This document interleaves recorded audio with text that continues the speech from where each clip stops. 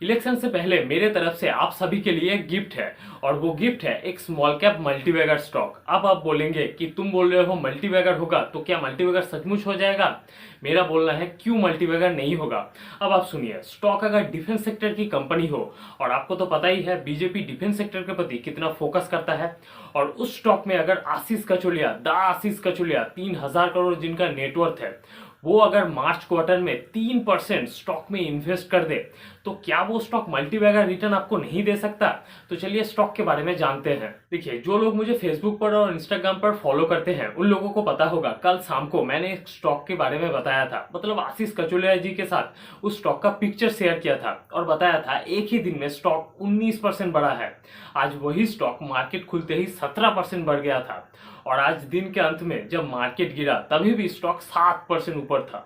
Stock का नाम है Krishna defence and allied industries limited. Stock का नाम सुनते ही बहुत लोगों ने मान लिया होगा कि ये एक सरकारी कंपनी होगा और जो गवर्नमेंट के तरफ से गोला, असला, बारूद ये सब बनाएगा, मगर एक्चुअली ये कोई सरकारी कंपनी भी नहीं है और डिफेंस रिलेटेड कोई हथियार भी नहीं बनाता है। अब इस कंपनी के बिजनेस मॉडल को समझते हैं। देखिए, ये कंपनी दो सेगमेंट में बिजनेस करता है। पहला सेगमेंट है डिफेंस रिलेटेड। देखिए, डिफेंस सेगमेंट में ये कंपनी नेवी के लिए स्टील बनाती है, स्पेशल तरीके की स्टील जो नेवी के शिप में यूज होता है। इंडियन आर्मी हाई ऑल्टीट्यूड पर जब कैंप लगाती है तब उस ठंड से बचने के लिए स्पेशल तरीके का हीटर ये कंपनी बना देगा, और क्राउड कंट्रोलिंग के लिए, मतलब लोगों को रोकने के लिए जो स्पेशल तरीके की बैरिकेड होती है वो ये कंपनी बना देगा इंडियन आर्मी के लिए। और भी कई तरीके की डिफेंस रिलेटेड चीज ये कंपनी बनाती है। और कंपनी का दूसरा सेगमेंट है डेयरी सेगमेंट। बहुत हैरानी की बात है, डेयरी सेगमेंट में ये कंपनी दूध से रिलेटेड कोई प्रोडक्ट नहीं बनाते हैं, बल्कि डेयरी सेगमेंट में जो इक्विपमेंट यूज होता है 30-32 टाइप की, वो सारा इक्विपमेंट ये कंपनी बनाता है और बेचता है। अब अगर कंपनी का रेवेन्यू स्ट्रक्चर देखेंगे तो 89% कंपनी का रेवेन्यू आता है डिफेंस सेगमेंट से, मतलब डिफेंस रिलेटेड इक्विपमेंट बना के, और कंपनी का 11% बिजनेस आता है डेयरी रिलेटेड इक्विपमेंट बना के। अब इस कंपनी के क्लाइंट कौन कौन है ये अगर आप देख लेंगे तो आप भी मान लेंगे हाँ ये कंपनी में कुछ बात तो है और ये कंपनी मल्टीबैगर रिटर्न तो दे सकता है।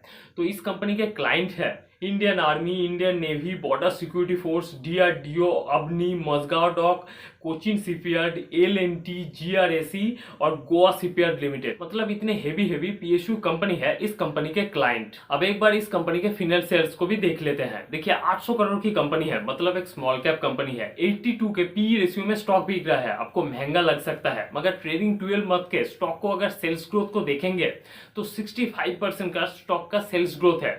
मतलब एक साल के बाद ये स्टॉक आपके लिए सस्ता हो जाएगा अगर इसी रेशियो से स्टॉक अगर ग्रोथ करता रहा तो। कंपनी 100 करोड़ का सेल्स किया है मार्च 2024 में। ऑपरेटिंग प्रॉफिट मार्जिन है 15%, स्टॉक का नेट प्रॉफिट है 10% का, और आरओई भी ठीक ठाक ही है 26% का, और आरओसी भी 26% है। मतलब ये एक फंडामेंटली अच्छी कंपनी है। इसके फाइनेंशियल्स को एनालिसिस करने के बाद मैं यही बोल सकता हूँ कि फाइनेंशियल्स अभी बहुत अच्छे नहीं है, मगर अच्छे हो सकते हैं फ्यूचर में जब ये कंपनी ग्रोथ करेगा। इस कंपनी का कॉम्पिटिटिव मोड क्या है जिसके वजह से बाहर का कोई बिजनेस आके इससे इसका बिजनेस नहीं छीन सकता है और लॉन्ग टर्म में आपको पैसा बना के देगा? कॉम्पिटिटिव मोड ही।